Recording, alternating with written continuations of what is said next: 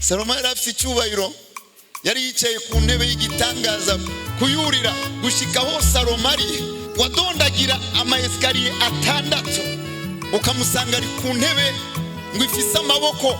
Aha hariho igishushanyo cy'intare, no ngaho igishushanyo cy'intare. Salomo yari umunyacyubahiro biteye ubwoba, ariko umutima wiwe urava ku Mana. Imana irashavura.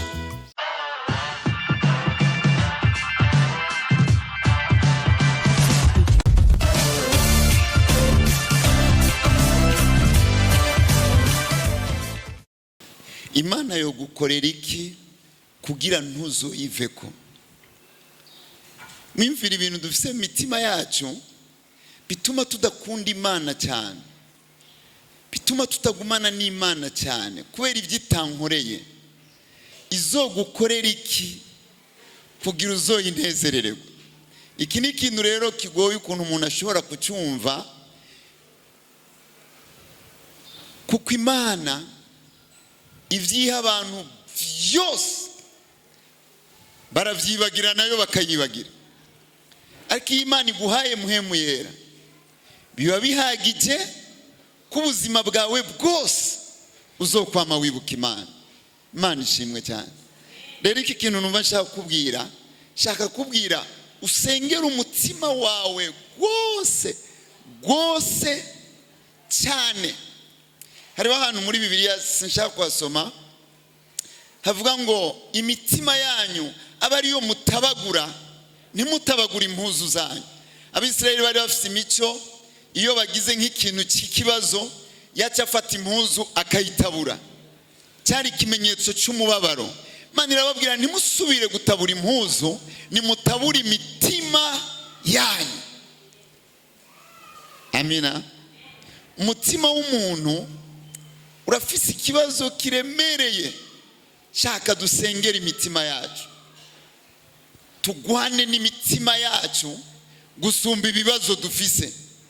Hariho ibibazo byinshi biri mu buzima bwacu bitewe n'ukuntu imitima yacu imeze. Ibibazo bitewe n'ukuntu imitima yacu imeze. Gushikaho umuntu azoshika mu muriro, Imana ikamwereka ko atakintu na kimwe kibi yamukoreye, vyatewe n'ukuntu umutima wawe wari umeze. Sengera umutima wawe gushika uneshe. Amina. Imana irahindura ubuzima bw'umuntu, ariko Imana ntishobora kuza guhindura umutima wawe mu gihe ibyo uri kurakora wumva bikuryoheye. Hariho umuntu avuga ati je nikomeze nimundeke.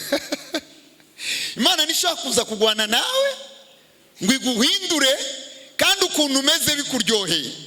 Hariho abandi bantu ukuntu bameze birabababaza, bakabitwara imbere y'Imana kandi Imana ikabahindura. Imana ihabwa icyubahiro. Umutima wawe urashobora kukubuza kubana n'abantu, ukibaza ngo abantu barakwanka, ariko ari ikibazo cy'umutima wawe. Umutima wawe urashobora kugukwegera shetani n'abadayimoni, ukibaza ko ari abarozi, ariko ni ikibazo cy'umutima wawe. Mu isengero abantu b'Imana batezwa kugwana no kumenya ukuntu tumeze. Mwiyumvire bantu b'Imana. Urashobora kumara imyaka 30 uri mu isengero usengerwa, ariko bikaguma bimeze kujya. Imana ntihindurwa n'abantu, Imana ikorana n'ukuntu umutima wawe utanze. Munyumve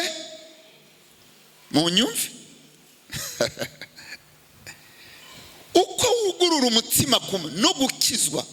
Abantu baraza imbere y'Imana, yaje imbere y'Imana agasubirayo yatuye Yesu ndakwakiriye uri umwami, ariko akagenda adakijijwe, uwo bahagararanye akijijwe kubera ukuntu umutima umeze. Hari abantu batazi kuvuga ukuri imbere y'Imana. Hari abantu batazi gusuka umutima w'ukuri imbere y'Imana. Uko ugenda wugurura umutima wawe imbere y'Imana, ukereka Imana ukuri kwawe, niko Imana izogutabara. Imana ihabwa icyubahiro. Haleluya. Nshaka sinza kuvuga ibintu byinshi nivyo, ariko nshaka ndababwira inkuru y'umuntu yitwa Salomo. No isoma mu bami ba mbere mu gice c'11, ni abami ba mbere 11. Numva ariho no basomera ku murongo w'9. ndasomye, maze Uhoraho arakira Salomo kuko umutima wiwe wavuye kuri we, kandi Uhoraho Imana y'Abisirayeli ari we yari yaramwiyeretse ibihekangabo kabiri, kandi yari yaramutesheje ivyo ngo ntaza kurikire izindi mana, ariko ntiyumvira icyo Uhoraho yamubariye. Imana irashavurira Salomo kuko Salomo yavuye ku Mana. Imana iramutera iteka umunsi umwe yagiye gusenga, Imana imubwira ngo nsabe icyo ushaka cyose. Salomo abwira Imana ngo ndagusabye ubwenge, hanyuma Imana iranezerwa iramubwira ngo usabye ubwenge ndaguha ubwenge, ndaguha n'ubutunzi, ndaguha n'icyubahiro, ibyo utansabye byose ndabiguha. Haleluya. Salomo aranezerwa cyane. Salomo aronka ubwenge abandi bantu batigeze kuronka. Salomo aronka ubutunzi abantu batigeze kuronka. Salomo yanywesha ibikombe by'izahabu, yarira ku isahani z'izahabu. Salomo bavuga yuko mu gihe cya Salomo, Bibiliya niko bivuga pana abantu, ibintu byitwa amafeza byari bimeze nk'amabuye yo mu ibarabara kubera byari byinshi. Kwa Salomo hari huzuye amazahabu. Kubera ubwenge Imana yamuhaye, abantu bava mu bihugu byo mu mahanga yose baje kumviriza Salomo. Abaza bose baza bazanye amazahabu bakamuha Salomo, bazanye amazahabu, amabuye y'agaciro bagaterera imbere ya Salomo. Salomo acika umutunzi ateye ubwoba. Imana ihabwa icyubahiro. Salomo yari afite icyubahiro, yari yicaye ku ntebe y'igitangaza, kuyurira gushikaho Salomo ari wadondagira amayesikariye atandatu ukamusanga ari ku ntebe ngo ifise amaboko. Aha hariho igishushanyo cy'intare, no ngaho igishushanyo cy'intare. Salomo yari umunyacyubahiro biteye ubwoba, ariko umutima wiwe urava ku Mana. Imana irashavura iramutuma kw'abantu, ndababaye Salomo. Iyumvira Imana iravuga, waransabye ubwenge ndaguha ubwenge, nta cyubahiro wansabye narakiguhaye, nta butunzi wansabye narabuguhaye, ariko urampevye Salomo. Muri yumvira ako gahinda Imana yoba ifise. Umwana wa Dawidi, ntungiriye nk'uko so yangiriye. Amina. Imana yokorera iki ubuzima bwawe kugira ntuzoyireke? Ko tugenda n'imyidogo, tugenda n'imibabaro, Imana igukorera iki kugira ntuzuyireke? Hariho abantu bakubwira ngo je sinshobora gusenga nkenye. Hariho abantu basenga bakenye. Jewe sinshobora gukorera Imana sinize Imana. Hariho abantu bayikorera batize. Jewe nta mugabo. Hari abantu benshi badafite abagabo banezereza umutima wiwe. Imana igukorera iki kugira ngo uzogume kuri? Salomo mu gisabo cy'umusiguzi yarigeze kuvuga ngo ninde ashobora kurya nkanje Salomo? Ninde azonezerwa nkanje Salomo? Salomo yari afite abagore 700. Sinzi ko wasaba Imana abagore 700.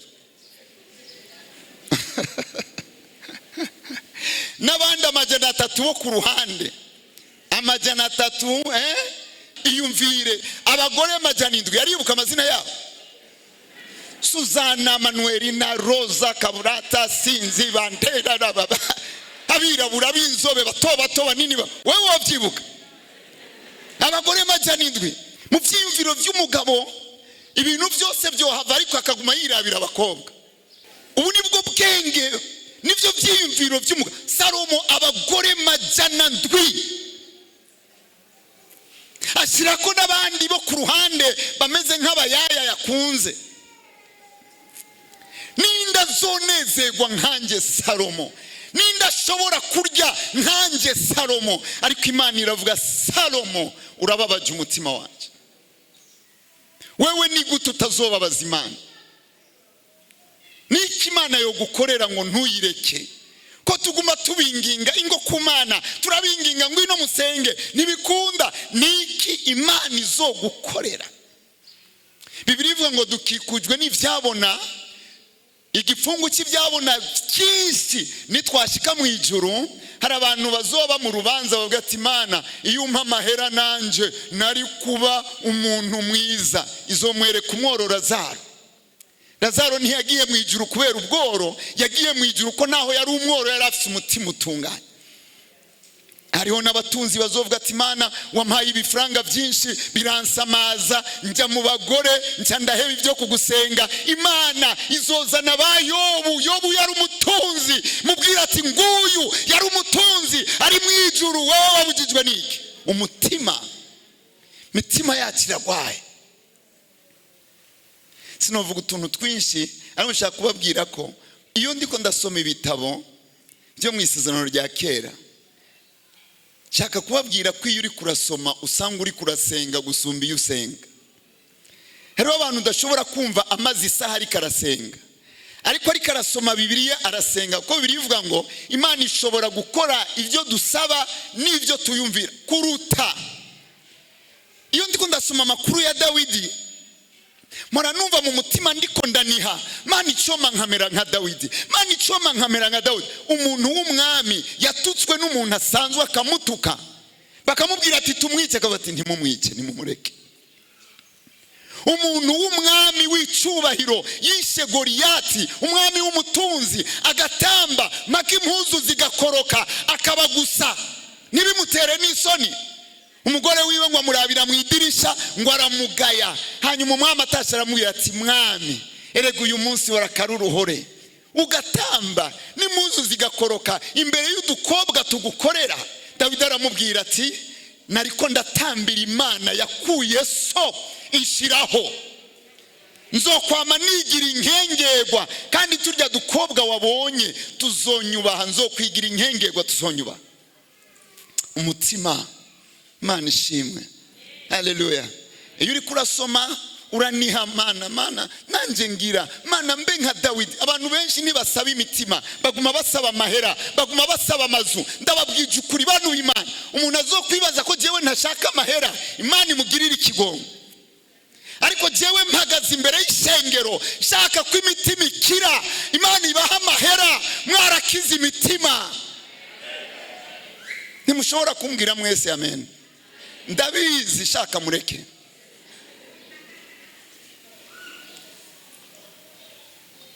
Ndiyumvira umunsi tuzoba dutunze ariko duciye bugufi. Hariho bene data ahora guhezagiza amafaranga, akaguha amafaranga ukumva nawe menga ararengeje urugero, menga guhaye menshi, akayaguha twenga, akayaguha yubashe, akayaguha akubwira neza, ukavuga ati Mana icompa nanje nkatunga abo ngiriye neza, nkabagirira neza ndabubashe. Hapana umuntu aza kugusaba ideni ukacumubwira ati ariko wewe iminsi yose wamusaba. Imitima Muhammad dufashe.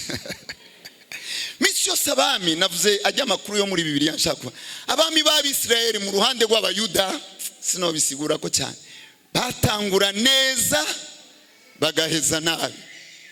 Benshi sinobisoma, nta numva umenga nta namwe nza gusoma, sindavyibaza. Batangura neza bagaheza nabo, kumva ngo umwami ngo amaze kuba gakomeye acagira ibi, ngo amaze kuba uhambaye acagira ubu. Murazi ko natwe mu buzima bwacu iyo batanguye kudutwaza Bibiliya ariho umenga turabaye abagabo. Hariho abantu ucuramutsa gutya bite ngo amavuta. Ibi bintu by'amavuta kera ntavyo twahora twumva, ni ibintu bishaje. Amavuta. N'ubu ndazi ko hariho abantu baca bashavura bumvise mvuza amavuta. Urashobora kwamiza amavuta mu kanwa ntuzuyabone. Urashobora kwiruka inyuma y'abantu bafite amavuta ntuzuronka amavuta. Ni ikibazo cy'umutima. N'umutima. Imana irazi imitima yacu. Ariko ikintu iyo ndaciyumviriye mpora numva mbabaye. Iyo ndaciyumviriye numva mbabaye cyane. Ko Imana ifise abantu buziyo mashengero ariko bashobora kugwana mu Bahutu n'Abatutsi. Nama numva mbabaye, ati Mana nta kintu ndakorera ishengero. Murazi ko mu Rwanda habaye intambara y'Abahutu n'Abatutsi, hanyuma ata Muislamu n'umwe yagiye kwicana, ariko abaporoti baricanye, abakatolika baricanye. ni twebwe dutamba. Muramaze kubona abisilamu batamba mu musigiti? Ntuzoce wiruka ntibazoba aribo. Ni twebwe dutamba, ni twebwe dusenga mu ndimi. Ibi byose Imana irashaka ko tubikora, ariko ntidukore birya shetani akora. Nibibazo by'imitima. Amen. Nibibazo by'imitima.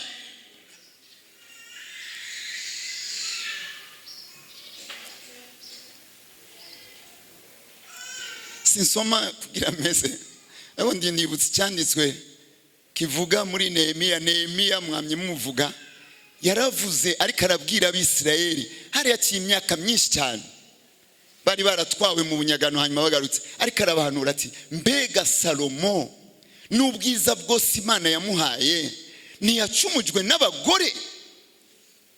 Ntiyacumujwe n'abagore? Sinovuga ku by'abagore cyane, ariko nshaka kukubwira mu mutima wawe urazi ikintu kiriyo, uracirengagiza iminsi yose, uracirengagiza iminsi, ariko urazi ikintu kiriyo. Mbega Yuda ntiyagiye mu muriro kubera gukunda amahera? Mu mutima wawe hari ikintu uracirengagiza, ntushaka no kuciyumvira. Niyo ugiye mu rushengero bakacigisha ko wumva utazogaruka, ariko kizoguhemukira, ko kizotumuhemukira Imana. Nta muntu n'umwe atazi uko umutima wiwe umeze. Abagabo bose bakunda abagore barabizi, abagore banyotewe abagabo b'abandi barabizi, abantu bagenda n'ubwansi barabizi, abantu baboshwe n'iby'abahutu n'abatutsi barabizi ko babifise, abantu baboshwe no gukunda amahera barabizi ko babifise. Imana ntizoza kugukiza nutazana uwo mutima, ntuzokwigerukira maka umunsi Imana izobona ko biguteye. Mureke nsoma hano hamwe cyangwa bansomere. Pastor ashaka kunsomera, ariho Izaburi imwe gusa nsoma ncameza.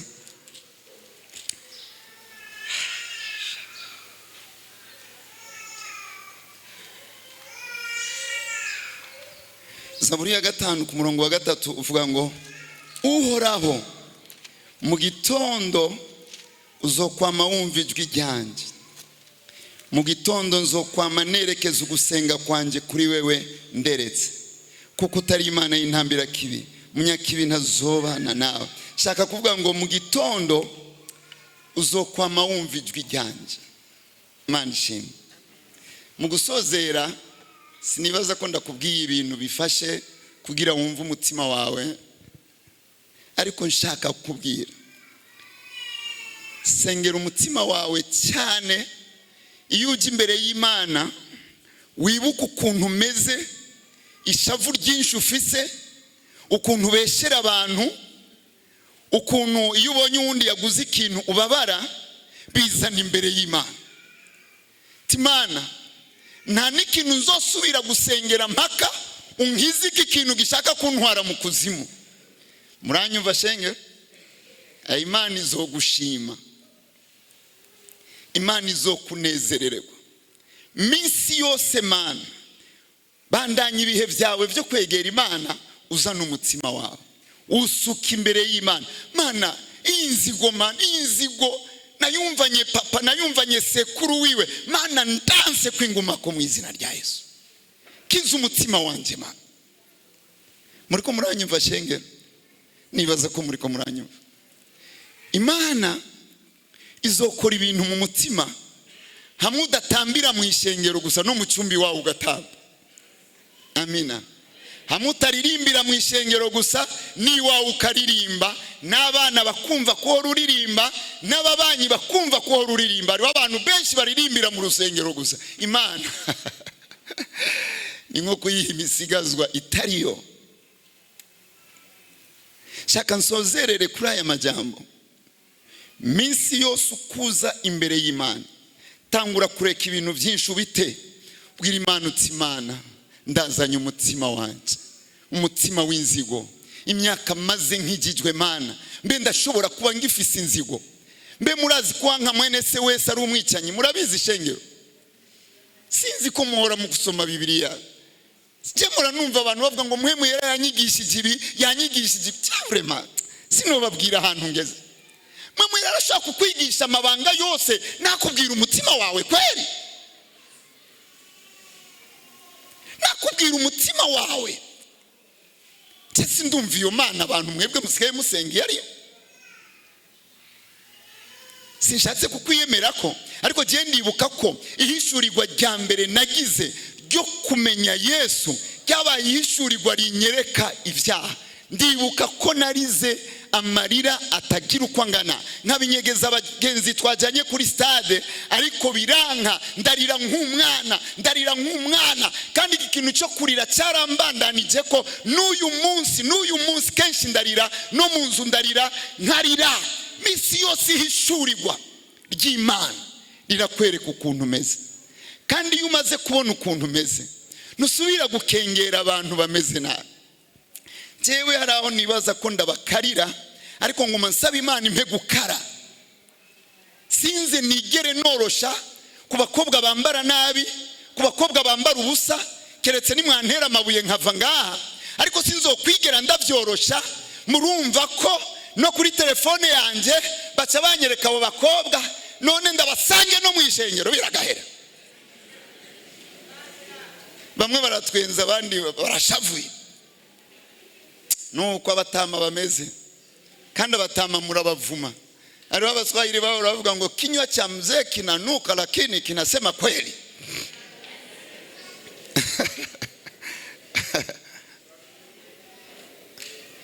Numva ntazokwemera ko umuntu yakijijwe aryoherwa nuko tubona ubwambure bwiwe.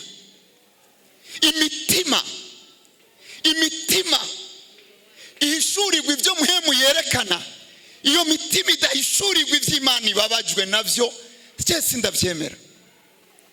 Shake mwame muzi ukuntu jewe meze. Abana benshi turahura bagashaka guhunga, jewe singwana nuko umuntu yambaye nabi, nibisanzwe ku isi.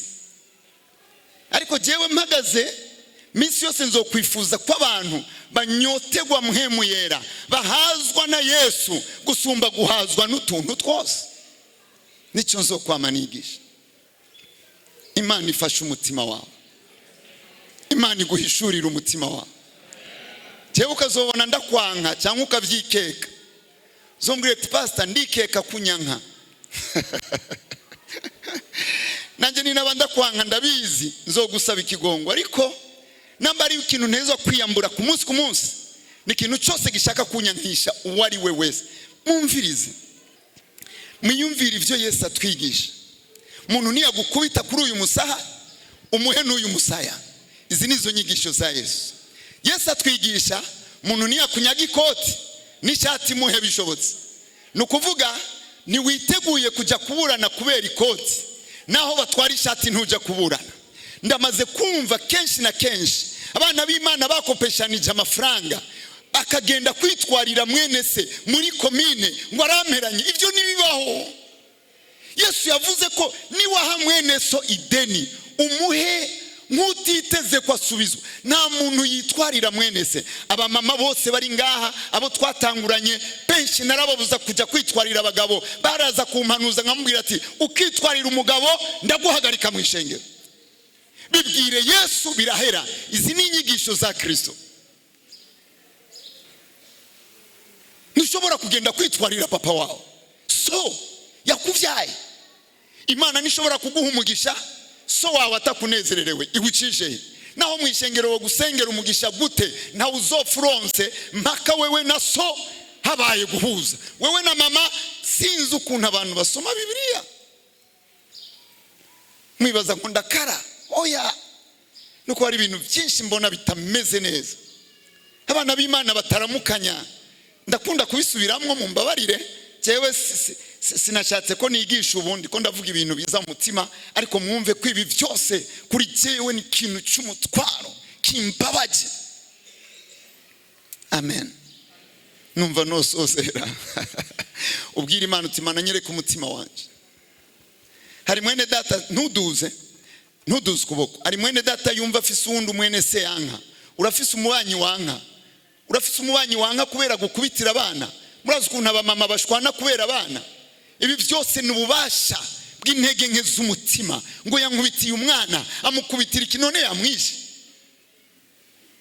Twebwe kera ababyeyi b'abandi baradukubita, baradutikura, atari mama yambyaye, kandi utashe muhira nyoko nawe akakongera. Tero hariho abamama sinzi ko musoma Bibiliya, sinzi ko mufite muhemu yera, sindabizi ngo bankubitiye umwana agafunga ibitenge. Mana yanje uri umuhema wusi usengera he? Nimuze musubire bwira Imana atakira umutima wanje ma. Amina. Kuva uyu munsi ndashaka kugira umutima usa n'uwa Kristo, kandi Imana yarasezeranye ko tuzoduhezagira. Ndabasaba iminota 2 muhaguruke dusenge, ibindi byose tubinyarutse. Iminota 2 gusa dusenge iminota 2. Ubwira Imana akantu ku mutima wawe. Muraza abantu bakunda gutsitara mu ishengero n'abantu basanzwe bazi imitima yabo kwimeze, baranse kubikosora no kubizana imbere y'Imana. Iyo bivuzwe mu ishengero baca bashavura ngo bamvuze. Je nta muntu nateguye kuvuga ibi byose, mubona ndiko ndabisoma, nta muntu nateguye jewe. Abantu bakijijwe shaka kuvuga ibyo ushaka. Shaka ejo ube waramubonye ariko aragwana n'umugabo cyangwa n'umugore, akaba ari umuntu afite umutima wo kwihana, shaka ubivuge, ntaza kugwana nawe. Abwe tigitumye bivugwa nukugira nsubire gupfukama. Amashengero ya Kristo yuzuye muhemu n'abantu bafite ubuzima bwo kwihana, gusaba ikigongwe ku ikosa yakoze.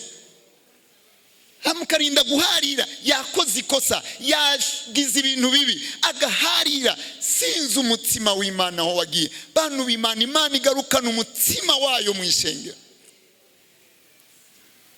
Jewe ndabasabye sinzoze ndumva abantu bankana, kandi mwibaze mubona ameze gutya, mwibaze ngo ndi hanze ngo mbabaye. Ndafise umunezero w'Imana, ariko mu vy'igikogwa iki kintu kirandya. Urashobora kugira ikiganza gutya, ni wumva unyanse, ejo uzotangura amasengesho yo kwisonzesha. Makunkunde ko je ndiko ndavugira Yesu, noba ntabivuga nk'uko ukunda, ariko ndiko ndavugira Yesu. Mitima yacu nitahinduka, ivyo twiteze vyose ntaco bizodukundisha Imana, tuzoyita. Ariko imitima yacu niyahinduka, tuzohesha Imana icubahiro.